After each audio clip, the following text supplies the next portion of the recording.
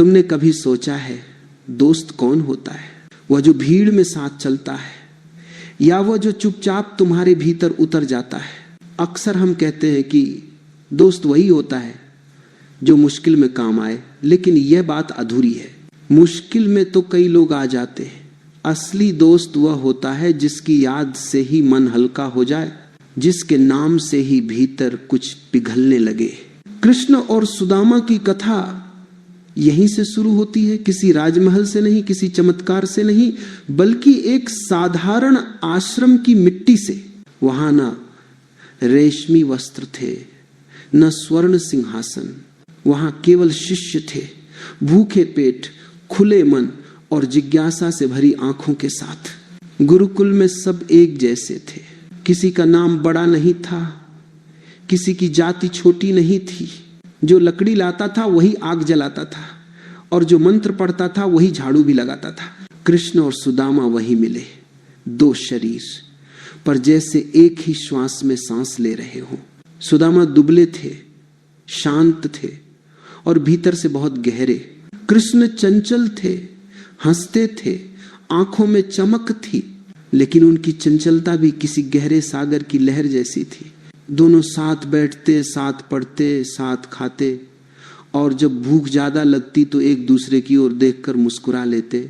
वहां मित्रता का मतलब यह नहीं था कि कौन ज्यादा जानता है, वहां मित्रता का मतलब यह भी नहीं था कि कौन ज्यादा ताकतवर है।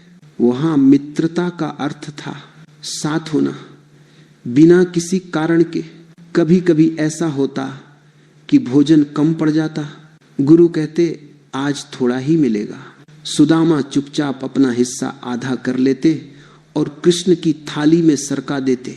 कृष्ण देखते, कुछ कहते नहीं, लेकिन भीतर कहीं एक गांठ बंध जाती, प्रेम की गांठ।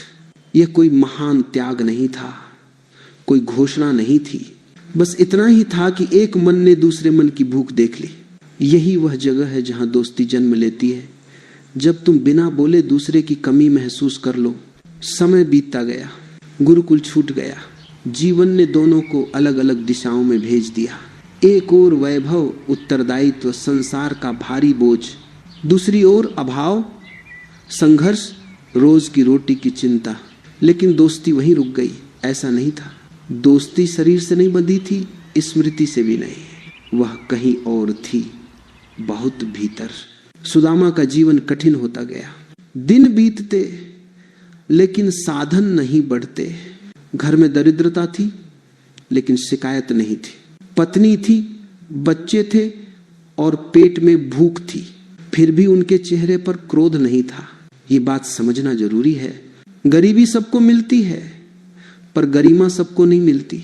गरिमा वही रख पाता है जिसके भीतर अहंकार नहीं होता।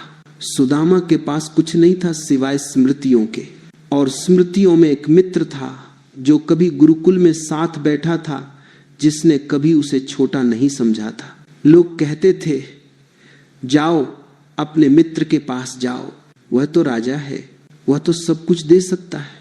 लेकिन सुदामा के भीतर कोई मांग नहीं थी, वह जाना नहीं चाहते थे, क्योंकि वे जानते थे अगर गए और कुछ मांग लिया तो दोस्ती टूट जाएगी।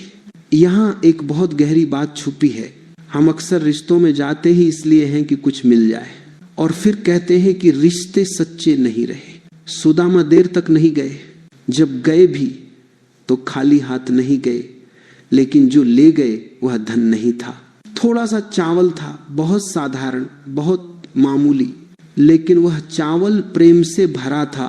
पत्नी ने दिया था, संकोच से, डर से और उम्मीद से भी, लेकिन सुदामा ने उसे छुपा लिया, क्योंकि उन्हें डर था कि कहीं मित्र देख न ले, कहीं मित्र को दुख न हो।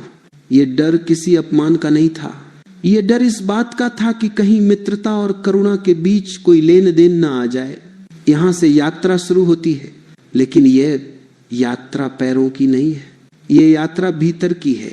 जब कोई व्यक्ति बहुत लंबे समय तक अभाव में रहता है तो उसके भीतर दो ही रास्ते होते हैं, या तो वह कठोर हो जाता है या फिर वह बहुत कोमल हो जाता है। सुदामा कोमल हो गए थे और यही कोमलता उन्हें वहां तक ले जा रही थी। जहां मित्रता किसी सिंहासन के सामने भी झुकने वाली नहीं थी। ये कहानी यहीं रुकती नहीं, ये यहीं से भीतर उतरने लगती है, क्योंकि शायद तुम भी कहीं सुदामा हो और शायद तुम्हारे भीतर भी कोई स्मृति है, कोई रिश्ता, कोई ऐसा व्यक्ति जिसके पास तुम जाने से डरते हो क्योंकि तुम्हें लगता है कि तुम्हारे पास देने को कुछ नहीं है। लेकिन सच यह है, जिसके पास देने को प्रेम है उसके पास कमी नहीं होती। और जहां प्रेम होता है वहां शुरुआत हमेशा साधारण होती है, उसके बाद भी रास्ता आसान नहीं हुआ। सुदामा चले थे पर कदमों में तेजी नहीं थी। हर कदम के साथ मन पीछे मुड़ मुड़ कर देख रहा था। ये कोई यात्रा नहीं थी जो बाहर पूरी होनी थी, ये भीतर का एक संकोच था जो धीरे धीरे खुल रहा था। रास्ते में लोग मिले, किसी ने पूछा कहां जा रहे हो? सुदामा मुस्कुरा दिए, क्योंकि सच बताने में भी उन्हें संकोच था। कह कैसे दें कि अपने मित्र के पास जा रहा हूं जो अब राजा है। राजा शब्द उनके होठों पर आते आते रुक जाता था। ये अजीब बात है, हम जिस व्यक्ति से सबसे ज्यादा जुड़े होते हैं उसी के सामने सबसे ज्यादा झुक जाते हैं, क्योंकि डर बाहर वालों का नहीं होता, डर अपनेपन का होता है। दिन ढलते गए, पैर थकते गए, लेकिन मन में कोई जल्दबाजी नहीं थी। सुदामा जानते थे कि जहां जा रहे हैं वहां समय नहीं पूछा जाता। कभी कभी वे रुक जाते, थोड़ा सांस लेते और अपने हाथ में बंधी उस छोटी पोटली को देखते। चावल, बस इतना ही लेकर जा रहे थे उस व्यक्ति के पास जिसके पास सब कुछ था। लेकिन भीतर कहीं यह भी साफ था कि यह चावल देने के लिए नहीं है, यह तो बस साथ ले चलने के लिए, जैसे कोई स्मृति साथ ले चलता है। मन बार बार पूछता था, क्या वह मुझे पहचानेगा? इतने साल बीत गए हैं, चेहरे बदल जाते हैं, पद बदल जाते हैं, लेकिन फिर भीतर से ही उत्तर आता। अगर पहचान केवल चेहरे से होती तो मित्रता क्या होती? इस संवाद किसी शब्द में नहीं था, ये मौन में चल रहा था। द्वारका के पास पहुंचते पहुंचते वैभव दिखाई देने लगा। ऊंचे द्वार, चमकते भवन, सजी हुई गलियां। सुदामा ठिठक गए। ये जगह उनकी दुनिया जैसी नहीं थी। यहाँ हर चीज व्यवस्थित थी, चमकदार थी, भारी थी। और वे फटे वस्त्र, धूल भरे पैर, झुकी हुई आंखें। यहाँ एक बहुत सूक्ष्म क्षण आता है, यही ज्यादातर लोग लौट जाते, क्योंकि तुलना भीतर जहर घोल देती है। लेकिन सुदामा ने तुलना नहीं की। उन्होंने खुद को छोटा नहीं माना, उन्होंने बस खुद को देखा जैसा वे है। यही सबसे कठिन साधना है, अपने को जैसा है वैसा स्वीकार करना। द्वार पर पहरेदार थे, उन्होंने देखा और प्रश्न किया, कौन हो, क्या काम है? सुदामा ने सिर झुका लिया, कहा, एक मित्र से मिलने आया हूं। नाम नहीं लिया, राजा नहीं कहा, बस मित्र। ये शब्द सुनकर पहरेदार हंसे नहीं, वे उलझन में पड़ गए, क्योंकि मित्रता वहां भी दुर्लभ थी। सूचना भीतर पहुंची और भीतर जो हुआ वह बाहर के वैभव से बिल्कुल अलग था। वहां कोई सिंहासन पर बैठा व्यक्ति नहीं था, वहां कोई मुकुटधारी नहीं था, वहां एक हृदय था जिसने जैसे ही नाम सुना वह उठ खड़ा हुआ। कृष्ण दौड़े। ये दौड़ किसी औपचारिकता की नहीं थी, यह दौड़ किसी कर्तव्य की नहीं थी, यह दौड़ स्मृति की थी। और जब वे सामने आए तो क्षण भर के लिए सब रुक गया, समय रुक गया, शब्द रुक गए। कृष्ण ने देखा वही आंखें, वही मौन, वही सरलता। और सुदामा ने देखा वही मुस्कान, वही अपनापन, वही गहराई। यहां कोई संवाद नहीं हुआ, क्योंकि जहां प्रेम होता है वहां शब्द बोझ बन जाते हैं। कृष्ण झुके। ये झुकना किसी परंपरा का नहीं था, यह झुकना उस मित्रता का था जो कभी बराबरी में जन्मी थी। उन्होंने सुदामा के चरण धोए और सुदामा कांप उठे। ये कांप डर की नहीं थी, ये कांप इस बात की थी कि प्रेम इतना गहरा भी हो सकता है। सुदामा बार बार रोकते रहे, लेकिन प्रेम सुनता नहीं, प्रेम करता है। वहां उपस्थित लोग देख रहे थे, उनकी समझ में कुछ नहीं आ रहा था, क्योंकि उन्होंने हमेशा पद देखा था, व्यक्ति नहीं। और यहां पद गिर गया था। कृष्ण सुदामा को भीतर ले गए, हाथ पकड़कर, जैसे गुरुकुल में पकड़ते थे। जैसे समय कभी बदला ही न हो, सुदामा चुप थे, क्योंकि उनके पास कहने को कुछ नहीं था। जो कहना था वह आंखों में था। कृष्ण पूछते रहे, कैसे हो, घर में सब ठीक है। लेकिन यह पूछना औपचारिक नहीं था, ये पूछना सुनने के लिए था। सुदामा ने कुछ नहीं मांगा, उन्होंने अपना दुख नहीं सुनाया, उन्होंने अपनी गरीबी का वर्णन नहीं किया, क्योंकि जो सच में समृद्ध होता है वह अपनी कमी का विज्ञापन नहीं करता। और कृष्ण ने कुछ नहीं पूछा, उन्होंने प्रश्न नहीं की, उन्होंने बस उपस्थिति दी। ये बहुत बड़ी बात है। अक्सर हम पूछ पूछ कर थका देते हैं, लेकिन बहुत कम लोग ऐसे होते हैं जो बस साथ बैठ जाते हैं। यही वह क्षण है जहां जीवन की सबसे गहरी सीख बिना बोले उतरती है। जब कोई तुम्हें देखकर भी तुम्हें जांच नहीं रहा, जब कोई तुम्हारे पास बैठकर भी तुम्हें बदलना नहीं चाहता। सुदामा के भीतर कुछ टूट रहा था, लेकिन वह टूटना दुख का नहीं था, वह टूटना उस कठोरता का था जो वर्षों के अभाव ने जमा दी थी। और जब भीतर कुछ टूटता है तभी जगह बनती है। अब प्रश्न दृष्टि का है, और जो बदलता है वो बाहर नहीं होता, वह भीतर होता है। कृष्ण के साथ भीतर जाते समय सुदामा को यह अनुभव हो रहा था कि वे किसी भवन में नहीं, किसी स्मृति में प्रवेश कर रहे हैं। दीवारें स्वर्ण की थीं, पर उनका ध्यान दीवारों पर नहीं था। फर्श चमक रहा था, पर उनकी दृष्टि झुकी हुई थी। ये झुकाव डर का नहीं था, ये झुकाव उस आदर का था जो भीतर से आता है, बाहर से थोपा नहीं जाता।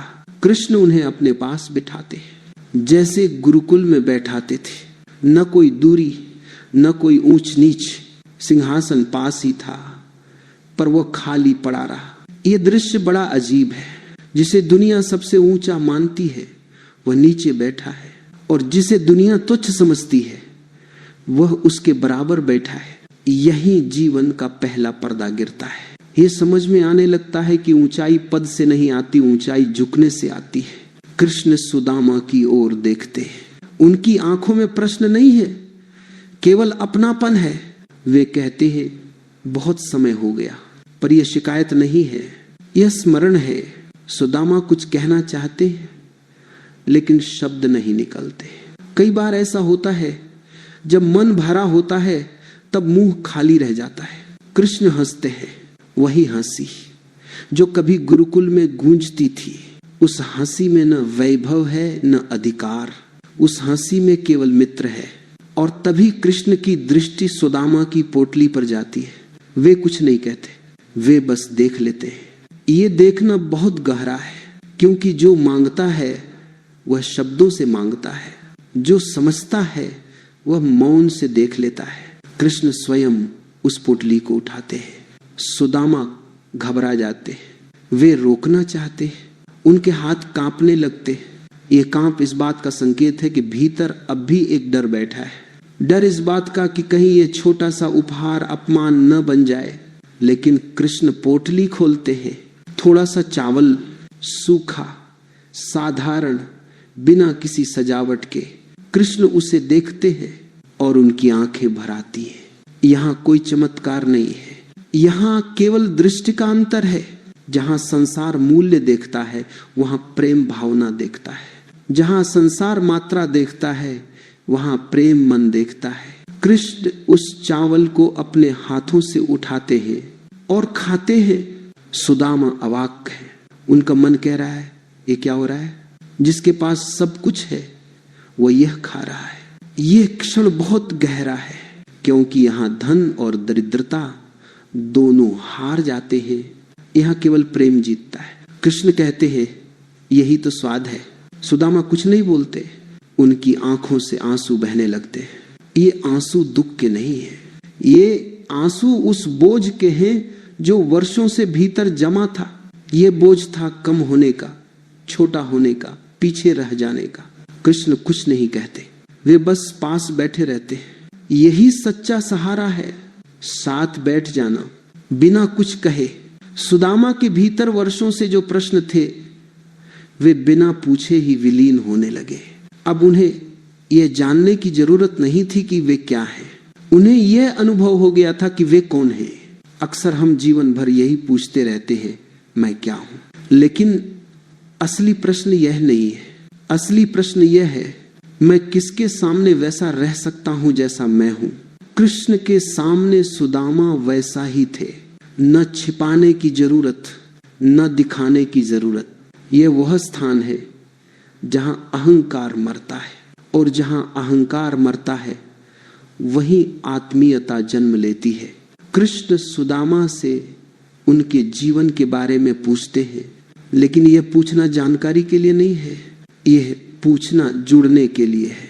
सुदामा बताते हैं संक्षेप में, बिना शिकायत, बिना आरोप। यह भी एक साधना है, अपने दुख को रोने की तरह नहीं, स्वीकार की तरह कहना। कृष्ण सुनते हैं, पूरा सुनते हैं, बीच में नहीं टोकते। यह सुनना आज के समय में सबसे दुर्लभ है। हम सुनते नहीं, हम जवाब की तैयारी करते हैं। कृष्ण उत्तर की तैयारी नहीं कर रहे, वे बस सुन रहे हैं और यही कुछ बदलता है। बाहर कुछ नहीं बदला है, न धन मिला है, न वस्त्र बदले हैं, लेकिन भीतर कुछ ढीला पड़ गया है, जैसे कोई गांठ खुल गई हो। सुदामा को अब यह चिंता नहीं रही कि वे खाली हाथ आए हैं। अब यह डर नहीं रहा कि वे क्या लेकर जाएंगे। जब भीतर भर जाता है तब बाहर की थैली अपने आप हल्की लगने लगती है। कृष्ण कुछ नहीं देते, ये बात ध्यान से समझने की है। वे कुछ नहीं देते, क्योंकि जो दे दिया जाए वो गिना जा सकता है, और जो जगह दिया जाए वो अमूल्य होता है।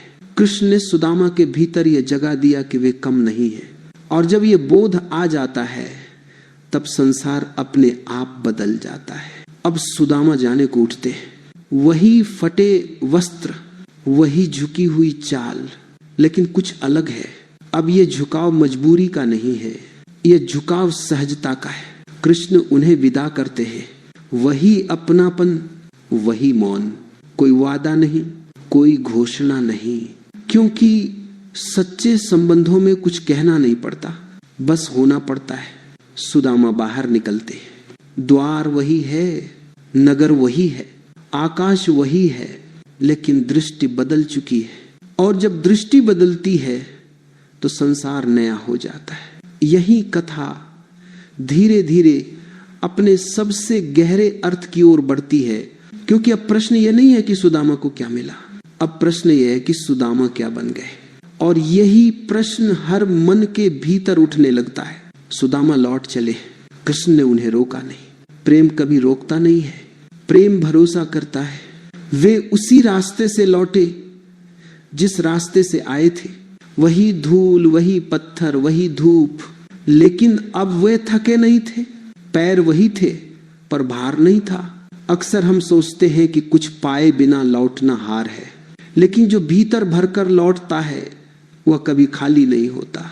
सुदामा के मन में कोई प्रश्न नहीं था, न यह कि मुझे कुछ मिला या नहीं, न यह है कि मुझे कुछ मिलना चाहिए था या नहीं। मन शांत था, और जब मन शांत हो जाता है तब भविष्य की चिंता गिर जाती है। घर की ओर बढ़ते हुए वे अपने जीवन को देख रहे थे, वही झोपड़ी, वही अभाव, लेकिन अब वह अभाव चुभ नहीं रहा था। यह बड़ा सूक्ष्म अंतर है। पहले गरीबी दुख देती थी, अब गरीबी बस एक स्थिति थी, क्योंकि दुख स्थिति से नहीं होता, दुख तुलना से होता है। जब भीतर तुलना समाप्त हो जाती है तब बाहर की कमी भी सरल हो जाती है। सुदामा के कदम तेज नहीं थे, उन्हें कहीं पहुंचने की जल्दी नहीं थी, क्योंकि वे अब कहीं से भाग नहीं रहे थे। यही असली विश्राम है, भागने की आवश्यकता का समाप्त हो जाना। घर के पास पहुंचे, नजर उठाई और ठिठक गए। जो सामने था वह वही नहीं था जो छोड़कर गए थे। झोपड़ी नहीं थी, टूटी दीवारें नहीं थी, वही स्थान था, पर रूप बदल गया था। यहां एक बात बहुत ध्यान से समझनी है, यह कोई चमत्कार नहीं है, यह कथा का बाहरी भाग है, भीतर का नहीं। अगर तुम केवल यही देखोगे कि सुदामा को धन मिल गया तो तुम कथा को चूक जाओगे, क्योंकि सुदामा के भीतर जो बदल चुका था उसके बाद बाहर का बदलना स्वाभाविक था। जब मन दरिद्र नहीं रहता तो जीवन में समृद्धि ठहरने लगती है। सुदामा घर में प्रवेश करते हैं, पत्नी उन्हें देखती है और चौंक जाती है। लेकिन चौंक धन देखकर नहीं है, चौंक चेहरे को देखकर। हाँ, ये वही चेहरा नहीं है जो अभाव में डूबा हुआ गया था।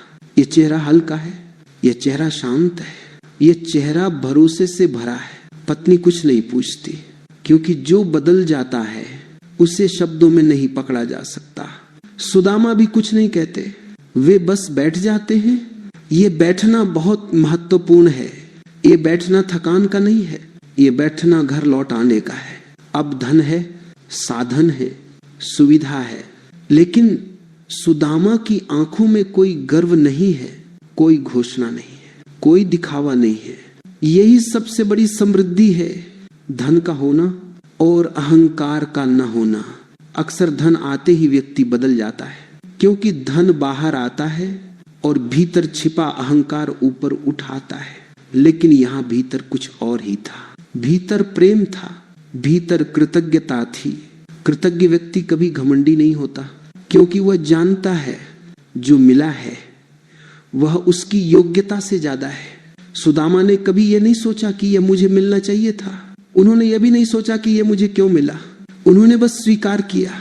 स्वीकार करना बहुत बड़ी बात है। मांगना आसान है, छीनना आसान है, पर स्वीकार करना कठिन है, क्योंकि स्वीकार में झुकना पड़ता है, और जिसने झुकना सीख लिया वह ऊंचा हो जाता है। यही ये कथा समाप्त नहीं होती, यही ये जीवन बन जाती है।